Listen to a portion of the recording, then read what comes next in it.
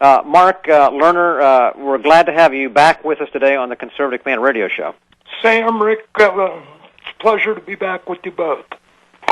Mark, we want to have you discuss today a couple of different things. I want to get into this issue of the concept of surveillance and the fact that we're in a surveillance society. Really, it seems like you can go nowhere. Matter of fact, in our session before you came on, we were talking about a new revelation from the NSA relative to grabbing a hold of email address books and buddy lists from positions located outside the United States so that they don't violate certain law and they can still collect information. But this is going on. We can't seem to get away with it. But the issue I want to bear down on is that it used to be where we thought as citizens that we had the right to private information. But it seems that there's almost nothing that's not open to the eyes of someone in a government level who is checking and tracking and following. And since the federal government, not so much the states, in my perspective, but the federal government seems to be behind the surveillance and the monitoring, the question I have to you, Mark, is this. Has there not been, in fact, a shift in policy? And if you could get right down to it, what is that major shift that we ought to be concerned about that's happened in the relationship of government to what we thought was our rights as citizens? Well, what I would tell people is we're fundamentally changing the relationship between government and the people. Now, previously, government required the consent of the governed, being we the people. Today, the governed require the consent of government. It comes down to either government will control the people or the people will control government. Now, Mark, in real life, what you're talking about there is the very, very heart of the essence of America and our constitutional republic. It was William Penn, sitting right here in Pennsylvania, who talked about the concept of self-government as being the holy experiment, that in fact it could be done. You didn't have to have a government sitting over your shoulder telling you what to do. That's what you're talking about. You're saying that this experiment in self-government, where the decision-making was here in the hands of the people and government was there to protect that right, you're saying that's been flipped upside down. Is that what you're saying? That is exactly right. In order to be able to buy, sell, travel, and if Congress has its way through comprehensive immigration reform, we must receive the approval of government. We are required to provide a valid with photo, state-issued or federally issued ID card. An example being under what is now under consideration by Congress, the Photo Identification Security Act. You wouldn't be able to open up a bank account without a valid issued ID card. Under the Legal Workforce Act and Comprehensive Immigration Reform, you won't be allowed to work unless you provide your biometrics to your employer, and your employer provides them to the Department of Homeland Security. Well, I have a 16-year-old son, and I wanted to open up a bank account, a custodial account for him, and I talked to the bank people, and I said, you know what, does he have a driver's license? No, not yet. You know what, it'll be a whole lot easier if you wait until you get the driver's license, because we need effectively a government-issued card for proof. I said, this is my son. You know who he is, I know, but this is the new system. That's what you're talking about, is it not? Yes, it is. One thing that all identification cards today have in common, whether a state driver's license, a passport, a military ID card, every one of these cards contains a person's biometrics. Biometrics are simply defined as measurements of the body. We think about fingerprints, iris scans, but most importantly today, we should be thinking about the photograph. The photograph the government requires is a high-resolution photograph specifically set to a standard that makes that photograph compatible with what's known as facial recognition software. And it's facial recognition software that allows a person to be identified and tracked in public. And that can be done through CCTV cameras, drones, smartphones, etc. All right, so are you saying that any or every, are you going that far to say any or every government-issued card, be it a driver's license or whatever else may come up, has a biometric built into it? Absolutely. 100% of all driver's licenses with photos, all military IDs, all passports. The vendor that provides driver's licenses, MorphoTrust, has adopted an international standard from the ICAO, International Civil Aviation Organization, and they use that standard and apply it to photos on driver's licenses. AMVA, American Association of Motor Vehicle Administrators, that all states belong to, they have adopted the same standard for the photo.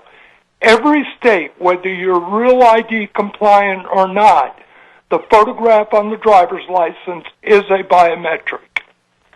So in reality, the issue of real ID years ago was some people may not even remember that it was an issue, whereas many of the states, most of the states, didn't actually adopt it because the change went through in the format and the technical requirements for consistency of the picture taking that is on all driver's licenses. They effectively got through the part that they really wanted to get through, and that is to consolidate and make consistent all of these government-issued ID cards. That's what you're saying. Exactly. The government has stated previously that half the states have agreed to be part of a photo-sharing compact. Now, this photo-sharing compact that would allow all photos in Department of Motor Vehicle databases to be shared with every state and agencies and departments of the federal government. They've also said that the remaining states they expect to be aboard in the next couple of years. All right, so as we approach our first break here, I want you to hang with us, but I want to ask you one more question before we get to that point. What's the problem with that? Why should we be concerned about the fact that we now have an integration and a consolidation more effectively of all government ID cards where there's a biometric facial recognition picture associated with all of them? What's the problem with that? The short answer is this. There are two types of control, one being direct control. Direct control is simply when we're told we can or cannot do something. For example, with immigration reform, that's direct control. You'll not be able to work without providing your biometrics. Indirect control is far more insidious. Indirect control is through intimidation, through fear. That's when, for instance, if you're out in a rally for Ron Paul or Rand Paul or about some issue you care about, the Affordable Care Act, Obamacare, and you're concerned that your photo is going to be captured, your facial image, compared to DMV databases, you'll be identified and your name will go on some kind of a watch list. Indirect control is what biometrics allows for, what we call remote biometric identification. Tell me the difference. You spelled out before the break that there is a direct control aspect of government-involved surveillance through the use of biometrics, primarily facial recognition, and there is an indirect influence. Quickly explain again the difference and tell me if, in fact, at the end of the day, there is any practical difference. Okay, direct control, you have to show a federal or state-issued valid with photo ID, whether it's to get on a plane, today to be able to work if Congress has its way, to pick up prescriptions, open a bank account, etc. Indirect control is accomplished through fear and intimidation. If you attend a rally and you're concerned that you're going to be identified using closed-circuit television cameras, drones, or smartphones, once you're identified, your name will go on a watch list. A lot of people, maybe not all activists, but a lot of the general public will not attend that rally because of the fear and intimidation factors. All right, and I think that could be a very real thing if people actually knew that it was being done. We'll come back on that, but Rick, you've got a question for Mark Lerner. Yes, I do. Mark, great to have you with us once again here on the Conservative Commandos radio show. Mark, it's come out recently, and this is a little side matter, but it's definitely linked. It's come out recently that once you get on the Obamacare website, it's hard to get out. And that once you've set up an Obamacare website, there's no way, absolutely no way to delete that account or to delete the information that you fed in to open that account. Mark, what do you see as some of the problems with this? Well, number one, when you sign into the account, the information that goes to that account is then fed into a hub. But the bottom line, whether it's the Obamacare database, if you want to use that word, or any database, databases are inherently not secure. They're compromised routinely. That's government, defense contractors, and commercial businesses, whether it's Google, whoever the case may be. No database is secure. That's the real problem. Well, Mark, as you were talking before about the biometrics and the facial recognition, possibly stopping people to go to rallies and things like that. Do you think that this is going to stop people from signing up for Obamacare, or should it? Or should people be very leery in signing up for Obamacare, knowing that once they put this information into this database, it can never, ever be removed? I would tell anybody, whether it's that database dealing with Obamacare or any database, you should not enroll for anything that requires your personal identifiable information, date of birth, social security number, address, name, on any website. Because once you do, you open yourself up for identity theft, which is one of the fastest growing crimes in the United States. Will it inhibit people? Only time will tell. But I can tell you this without a doubt. We are moving to a point where the identification process will be moved from the ID document to directly on the individual, because databases are not secure and identification documents are easily altered or counterfeited. And Anthony, for Mark, Christians, I want to go there a little bit more. That's one question before you go to that question. I want to jump in. This issue that we're talking about taking place here in the United States, is this also taking place in other countries? All over the world. All over the world? All over the world. 3/4 of the countries in the world today either have what we would call a national ID system or card, or have stated their intention to do so. The other 25% have not yet, but it's not because of the political will. It's because of the financial aspects of doing so. And those financial aspects are now being addressed by the World Bank to ensure every country in the world will have a biometric identification system that controls your ability to buy and sell. All right, let's go to that. Let's go to that now next. You said, Mark Lerner of Constitutional Alliance, that ultimately there will be a move, or is a move already, you can talk about that, from the person's personal biometrics being on a card that they may carry in their pocket, to something that they actually carry in their body. What are you talking about? Well, what I'm talking about is simply what we're told in Scripture in Revelation 13:15 through 18. When databases are hacked and ID documents are compromised, counterfeited, or altered, the only remaining choice is then to move the identification process to directly on the body. That can come in the form of an RFID chip, an RFID skin patch, or an RFID tattoo.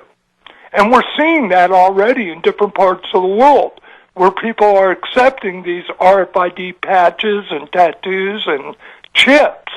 They're worried about being kidnapped, for example. So if they're kidnapped, theoretically the RFID chip would help them to be located using GPS.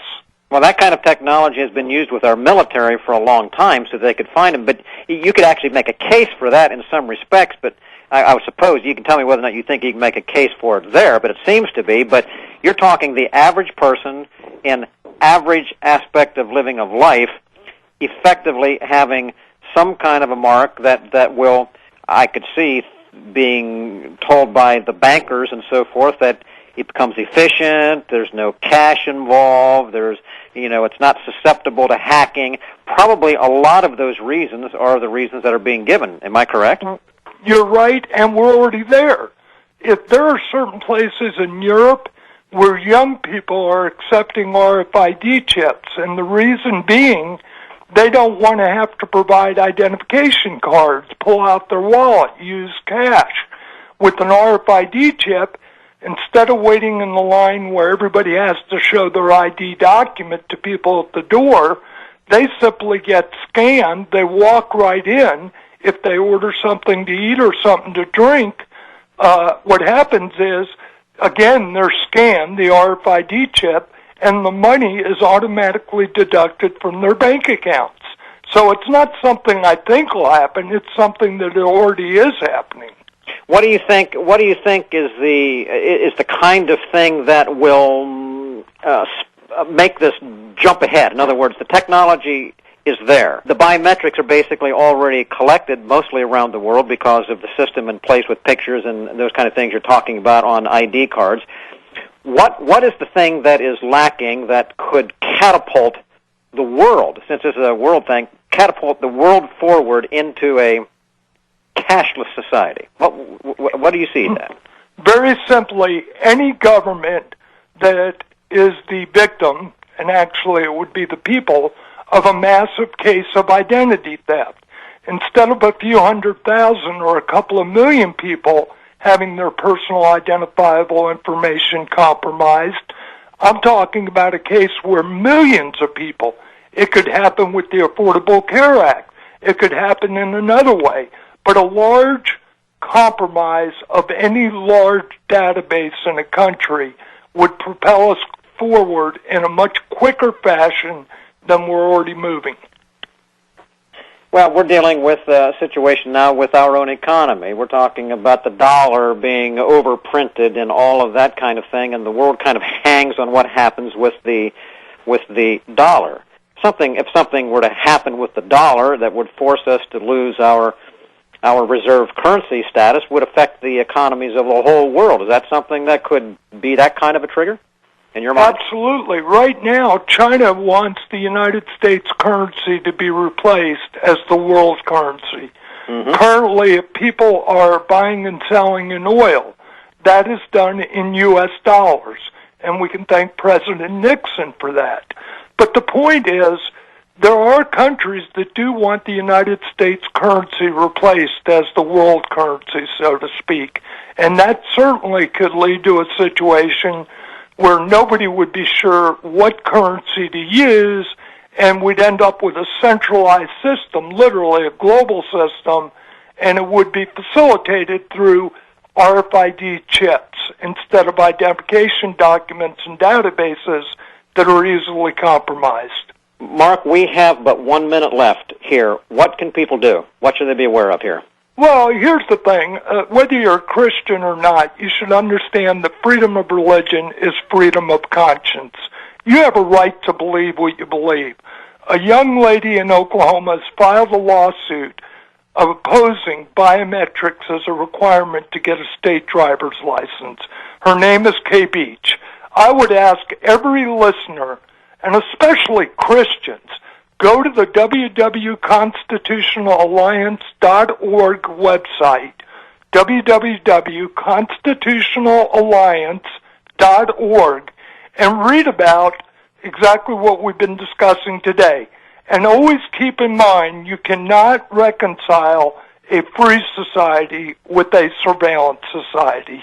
And there we go, Mark. And with that, I think we're going to wrap it up today. Mark Lerner, co-founder of the Constitutional Alliance and Stop Real ID Act Coalition. Mark, one more time, where should people go to find out more information about you? Give this site one more time. www.constitutionalalliance, one word, spelled out, constitutionalalliance.org, O-R-G. All right. Well, thank you. Mark Lerner, thanks for being with us today on the Conservative Commando radio show. We appreciate the information always. Thanks for being up to date and current. We thank you for being with us, and we will ask you to come back with us again sometime. Folks, for now, we're going to have to break away.